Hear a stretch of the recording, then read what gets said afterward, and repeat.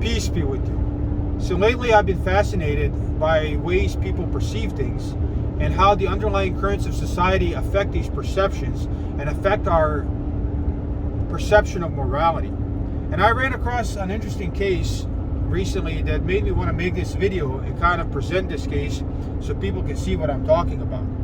So this case involves an emergency room provider dealing with a terrible tragedy, presenting this case to a virtual room full of other emergency room doctors, which I'm a part of. And then the reaction really surprised me, because I know that most of these providers do not feel that abortion is immoral.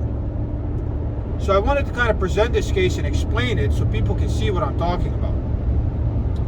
So what happened is, this emergency room provider presents this case, and it involves a drug-addicted mother who didn't know she was pregnant, who calls an ambulance because she has a birth at home. She didn't know she was pregnant, so she just went into labor and gave birth.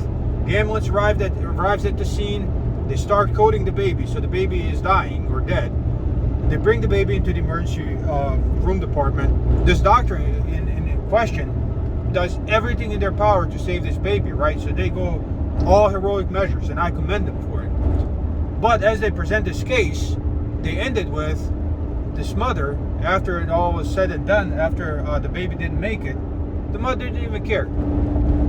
And the reaction of this virtual room full of doctors is of outrage, how terrible we have become as society, how we're heartless and all that. And this is the right reaction. But it is not the right reaction among people who consider killing babies to be moral. So their basic premise when they talk about abortion is that the difference between morality and immorality is the choice of the mother. So we say it's her choice, right? That is the basic mantra of the people who support killing of children. Her body, her choice. And I agree with that to an extent. My whole position on the whole abortion thing, just to clarify, is that these women need to be given the truth so they can make informed consent, but they're not. They're lied to, and so their moral inhibitions are decreased when they kill these kids. In any case, it is these types of doctors that do that. They tell them, the only difference between morality and immorality is if you decide to kill this baby, to have an abortion, then that is a perfectly moral decision, right? But if we take that intellectual position, if we take that philosophical position, then these same doctors, how are they demonizing this woman now who doesn't care about this child? She is on drugs. She has a big problem. She didn't even know she was pregnant. She went through this. The baby's dead. She's like, I don't care. I didn't want it anyway. How are they demonizing this woman of being heartless now? So you got to think about the context in which this happens. If this woman went into Planned Parenthood a month earlier and had a doctor dismember this baby and rip it out of the uterus, kill it, none of these doctors would care. They would be like, well, this is just a normal thing.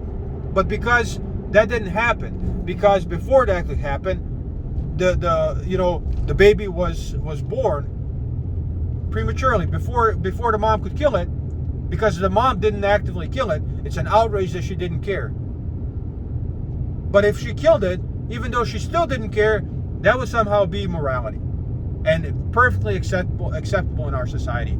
And that is the outrage. That is the lack of perception that people have, even educated people. These are doctors, these are educated people. But that is how deluded they are. So I told them, this is just an abortion. If you are distinguishing morality by what mom decides, because this mother does not care, how are you demonizing her? She just simply had an abortion. Moreover, this was less violent and less gruesome than an actual abortion. Had she gone into Planned Parenthood a month earlier, this baby would be dismembered.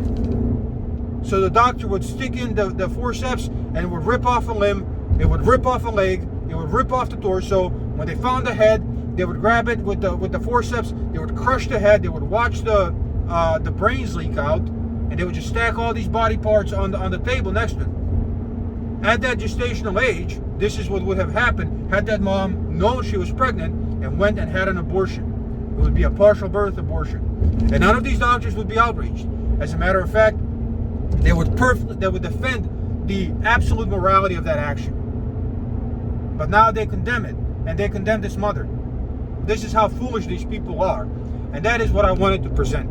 So they got mad at me for explaining this, but it doesn't matter. You can be mad all you want.